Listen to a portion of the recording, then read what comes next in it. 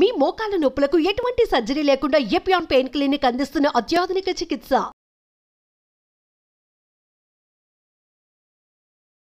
నమస్తే, welcome to Suman TV. చాలా మందికి బ్రెస్ట్ పెయిన్ వచ్చినా లేకపోతే బ్రెస్ట్లో ఏమైనా చిన్నపాటి గడ్డలుగానే తగిలినట్లయితే వెంటనే పానిక్ అయిపోతూ ఉంటారు. కంగారు పడిపోయి నాకు ఏమైనా క్యాన్సర్ గడ్డలు వచ్చాయేమోనని భయపడుతూ ఉంటారు. నిజానికి బ్రెస్ట్లో ఉన్న గడ్డలన్నీ కూడా క్యాన్సర్ గడ్డలే అవ్వాల్సిన అవసరం లేదు. కొవ్వు గడ్డలు కూడా ఉండొచ్చు. అయితే ఈ కొవ్వు గడ్డల వల్ల ఏమైనా అనర్థాలు వాటిల్లే అవకాశం ఉంటుందా? అవి కూడా అసలు ఆ పెయిన్ని క్రియేట్ చేస్తాయా? అవి తీయించాల్సిన అవసరం అసలు ఎంతవరకు ఉంటుంది? ఈ విషయాలపై అవగాహన కల్పించేందుకు మనతో పాటు ఉన్నారు డాక్టర్ దయాన సాయి లక్ష్మి గారు, oncologist from Apollo cancer centre, Jubilee hills. Hello ma'am.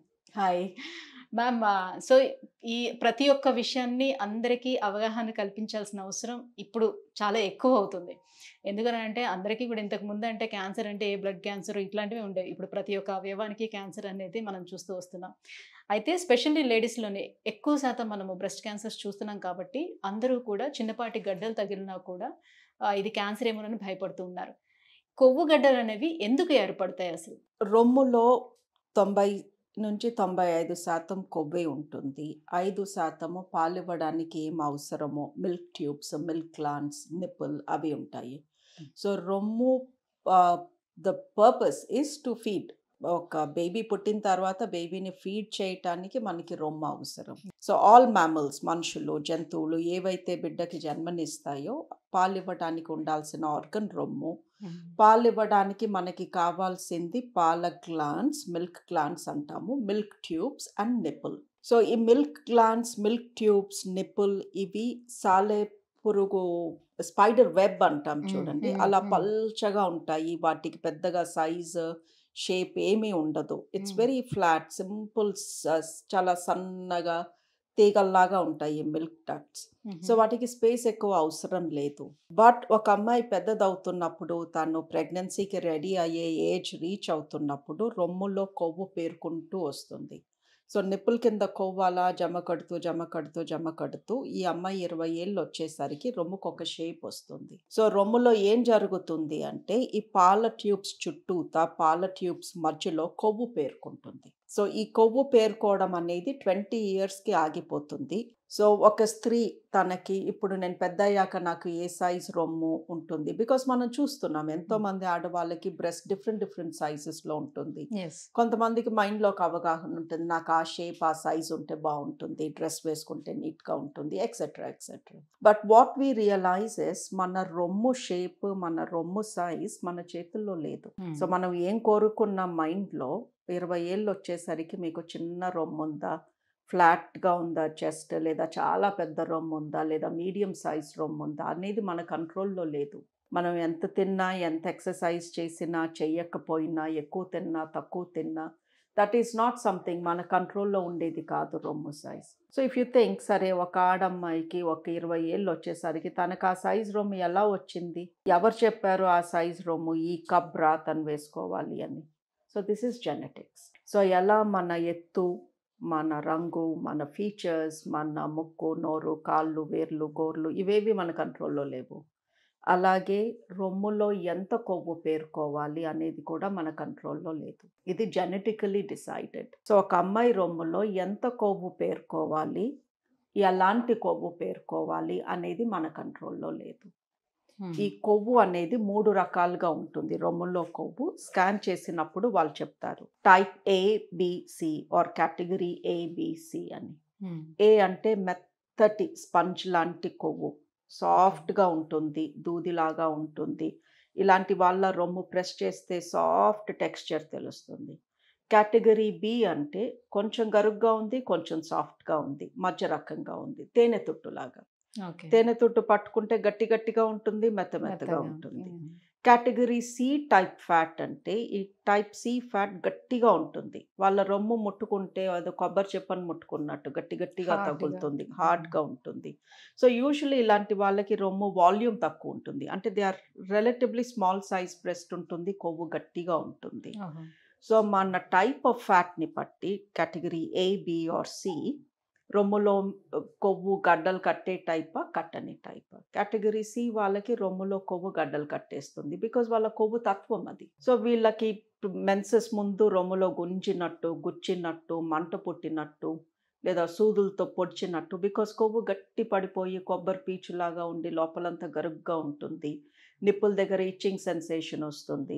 Type B fat ఉన్న వాళ్ళకి పీరియడ్స్ ముందు నొప్పి ఉంటుంది. ముట్టుకుంటే కొంచెం గట్టిగా గడ్డల్లాగా తగులుతుంది. టైప్ ఏ ఫ్యాట్ ఉన్న వాళ్ళకి రొమ్ము బరువు ఎక్కినట్టు ఉంటుంది పీరియడ్స్ ముందు. బికాస్ హార్మోన్స్ రిలీజ్ అవుతాయి. బ్రెస్ట్కి హార్మోన్ చాలా ఇష్టం. సో హార్మోన్ని పీల్చుకుని కొంచెం ఉబ్బుతుంది. సో హెవీగా ఉంటుంది, కానీ కొవ్వు సాఫ్ట్గా ఉండటం మూలంగా నొప్పి పెద్దగా ఉండదు. సో మనకి ఎలాంటి కొవ్వు ఉందో దాన్ని బట్టి ఈ కొవ్వు గడ్డలు అనేవి ఉంటాయా లేదా అనేది. సో ఈ కొవ్వు గడ్డలు ఉండే వాళ్ళకి బ్రెస్ట్ పెయిన్ వస్తుంది పీరియడ్స్ ముందు. ఎగ్ రిలీజ్ టైంలో బ్రెస్ట్ పెయిన్ వస్తుంది. ఓన్లీ పీరియడ్స్ టైంలోనే చూడొచ్చు అంటారా? నాట్ నెసెసరీలీ అండి. ఇప్పుడు మనకి హార్మోన్స్ కరెక్ట్గా 28 days సైకిల్ రాదు. చాలా మందికి ముందు జరుగుతుంది, వెనక్కి జరుగుతుంది, డిలే అవుతుంది. పీరియడ్ స్టాప్ చేయడానికి మధ్యలో టాబ్లెట్స్ అవి వేస్తూ ఉంటాము. కొంతమంది ఐపిల్ వేస్తూ ఉంటారు. సో ఇలా మనం హార్మోన్స్ డిస్టర్బ్ చేసుకుంటూ ఉంటాము. లావ్ అయ్యే కొద్ది హార్మోన్స్లో తేడా వస్తుంది. సో హార్మోన్ తేడా జరిగినప్పుడు పీరియడ్ ముందే నొప్పి రావాలని ఎక్కడా లేదు. హార్మోన్ రిలీజ్ అప్ అండ్ డౌన్ని బట్టి కూడా ఈ పెయిన్ మారుతూ ఉంటుంది. సో మదర్ మిల్క్ ఫీడ్ చేయకపోయినా కూడా కొవ్వు గడ్డలు ఏర్పడే అవకాశాలు ఉంటాయంట. లుక్ అండి, కొవ్వు నుంచి పాలు రావు, కొవ్వు నుంచి క్యాన్సర్ రాదు. సో ఈ కొవ్వు గడ్డలు కట్టే తత్వం ఉంటే అది జెనెటికల్ గా మాత్రమే వస్తుంది. సో మీ పాలు ఇవ్వడానికి, క్యాన్సర్ రావడానికి దాని చుట్టూతా ఉన్న ఈ కొవ్వు గడ్డలకి లింకే లేదు. ద ఓన్లీ లింక్ ఇస్ రెండు బ్రెస్ట్లోనే జరుగుతున్నాయి. ఈ పాలు ఇవ్వడము బ్రెస్టే, క్యాన్సర్ రావడము బ్రెస్టే, కొవ్వు గడ్డలు బ్రెస్టే. బట్ మా పాయింట్ ఆఫ్ వ్యూ, ఎవరైనా బ్రెస్ట్లో గడ్డ లేదా నొప్పితో వస్తే ఇమీడియట్లీ ఇది పాల ఆపరేటస్, మిల్క్ ట్యూబ్స్లో వచ్చిన ప్రాబ్లమా, కొవ్వులో వచ్చిన ప్రాబ్లమా? కొవ్వులో వచ్చిన ప్రాబ్లం అయితే ఫైన్, వీఆర్ హ్యాపీ, బికాస్ అది ఎన్నటికీ క్యాన్సర్ అవ్వదు. ఎట్లా మేము అది రికగ్నైజ్ చేస్తారు ఇది క్యాన్సర్ గడ్డ లేకపోతే కొవ్వు గడ్డ అనేది? చేతులతో పట్టుకున్నప్పుడు చాలాసార్లు తెలుస్తుంది అండి. కొవ్వు గడ్డలు గోళీల్లాగా, మార్బల్స్ లాగా కదులుతూ ఉంటాయి. బికాస్ కొవ్వు గట్టి పడిపోయి ఒక చెక్క ముక్కలాగా, ఒక ఉండలాగా కడుతుంది. ఆ ఉండను మనం చేయితో అటు ఇటు జరపొచ్చు, ఈజీగా జరిగిపోతూ ఉంటుంది. క్యాన్సర్ ఒక సిమెంట్ గడ్డలాగా పట్టుపోతుంది. అంటే అది కాన్స్టెంట్గా ఒకటే ప్లేస్లో ఉంటుంది. అండ్ క్యాన్సర్ గడ్డలు ఉన్న వాళ్ళకి యూజువలీ నొప్పి ఉండదు. బికాజ్ ఆ క్యాన్సర్ ఉన్న చోట గడ్డ ఉంటుంది, మిగతా బ్రెస్ట్ బాగానే ఉంటుంది. క్యాన్సర్ గడ్డ ఫస్ట్ స్టేజెస్లో అసలు నొప్పి ఉండదు. అది పెరుగుతూ చుట్టుపక్కల స్కిన్ని తాకేసరికి నొప్పి స్టార్ట్ అవుతుంది. సో క్యాన్సర్ గడ్డలో నొప్పి ఉండదు. కొవ్వు గడ్డల్లో నొప్పి ఉంటుంది, ఎస్పెషలీ పీరియడ్స్ ముందు. అండ్ ఈ పూర్తిగా కొవ్వు గడ్డ కట్టకుండా కట్టే టైంలో, అంత దగ్గరకు వచ్చేసి గట్టిగా అయిపోయే టైంలో చాలా బ్రెస్ట్ పెయిన్ ఉంటుంది. సో రెండు వైపులా నొప్పి ఉంది. పీరియడ్స్ ముందు ఎక్కువ అవుతుంది, పీరియడ్ అయిపోయాక తగ్గింది అంటే 99.9% అది కొవ్వు గడ్డ. సో ఇది ఏ ఏజ్ గ్రూప్ నుంచి మనం చూడొచ్చు అంటారు ఆడవాళ్ళలో? లైక్ మెనోపాస్ టైంలోనే మనకు కనిపిస్తుంది అంటారా? బిఫోర్ కూడా కనిపించడానికి అవకాశం? It's so hard to tell. ఒక్కొక్కసారి 13, 14, 15 year old వాళ్ళ చిన్నపిల్లల్లో కూడా కొవ్వు గడ్డలు చూస్తాం. బ్రెస్ట్ గట్టిగా ఉంటుంది, 2-3 గడ్డలు తగులుతూ ఉంటాయి. కొంతమందిలో 30, 35 వయసులో కొవ్వు గడ్డలు కనిపిస్తాయి. సో వాళ్ళ బ్రెస్ట్లో ఫ్యాట్ టైప్ని బట్టి. మ్యామ్ ఇప్పుడు అంటే జనరల్లీ మీరు చేత్తో టచ్ చేసి జస్ట్ ఇది కొవ్వు గడ్డ లేకపోతే క్యాన్సర్ గడ్డ అనేది తేల్చి చెప్పగలుగుతారా? లేకపోతే మ్యామోగ్రామ్ ఖచ్చితంగా చేయాల్సిన అవసరం ఉంటుందా? అంటే కొంచెం అందరికీ సజెస్ట్ చేయరు అని చెప్తూ ఉంటారు కదా మ్యామోగ్రామ్ అనేది. సో 40 years అబోవ్ ఉండాలి లైక్ అట్లా. ఇది కొవ్వు గడ్డ, ఈవిడికి 45 ఏళ్ళు ఇంకా రాలేదు అన్నప్పుడు అల్ట్రాసౌండ్ చేస్తామని, సింపుల్ స్కాన్ చేస్తాము. దాన్ని సోనో మ్యామోగ్రామ్ అంటాము. సోనో మ్యామోగ్రామ్లో ఎక్స్రేస్ లేవు కాబట్టి మనం అల్ట్రాసౌండ్ చేసినప్పుడు ఆవిడికి నష్టం ఉండదు స్కాన్ మూలంగా. అదే మ్యామోగ్రామ్లో కొన్ని ఎక్స్రేస్ పోతాయి బ్రెస్ట్లోకి.